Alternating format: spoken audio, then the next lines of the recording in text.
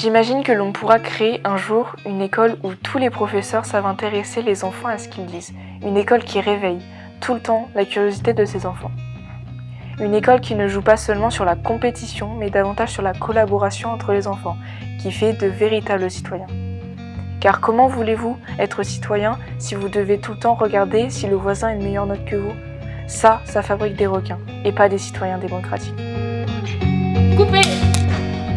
Je crois qu'on peut parler d'échec scolaire lorsque l'élève ne se sent pas bien, d'une façon ou d'une autre.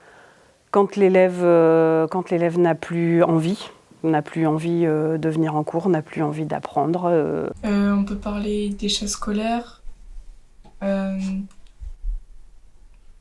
partir du moment où on décroche, on va dire.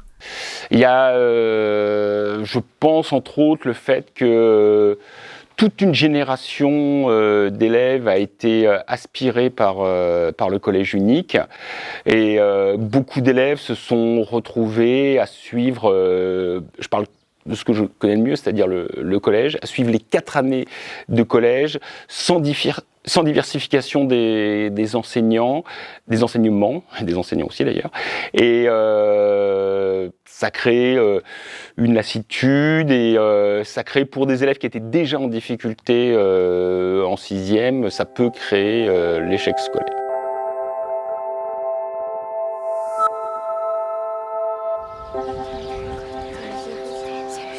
Le regard des autres, la pression sociale, c'est pas fifou. Hein.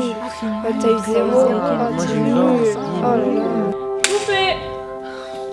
Coupé ! Ma fille, c'est quoi cette note? Oh mais papa! La question, les notes.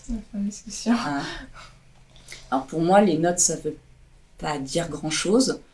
Alors je sais que je t'ai jamais trop mis la pression par rapport aux notes. Et moi, je lui dis toujours, fais de ton mieux. Et voilà, je te demande pas d'avoir 18 de moyenne. Tant qu'elle fait de son mieux, tant qu'il y a de l'effort, quand je vois que tu bosses et que tu fais l'effort, et voilà, moi, c'est tout ce que je demande. Pour ou contre noter les élèves, ça c'est une question difficile. Je suis pas forcément trop pour. C'est un moyen quelque part de les faire travailler, de les inciter à apprendre régulièrement, et en même temps ça leur met une pression qui est pas forcément utile. Je suis plutôt utiliser toute l'échelle de notes, je suis plutôt essayer de varier les exercices pour que les élèves qui sont en difficulté dans ma discipline, un moment ou un autre de l'année, puissent être en réussite, mais oui, plutôt pour. Coupé ! Pression, solitude, stress, filière générale, évaluation, confiance, fatigue, avenir, écoute, souffrance. Stop. Coupé ! Aujourd'hui, j'ai le plaisir de vous nommer ministre de l'Éducation nationale.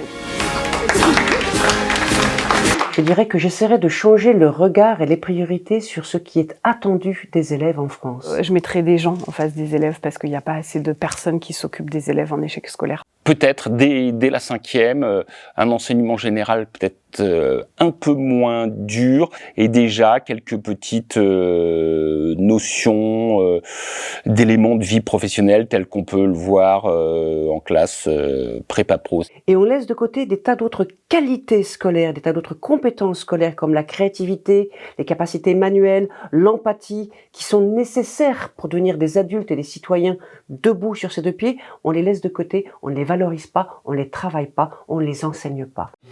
Coupé !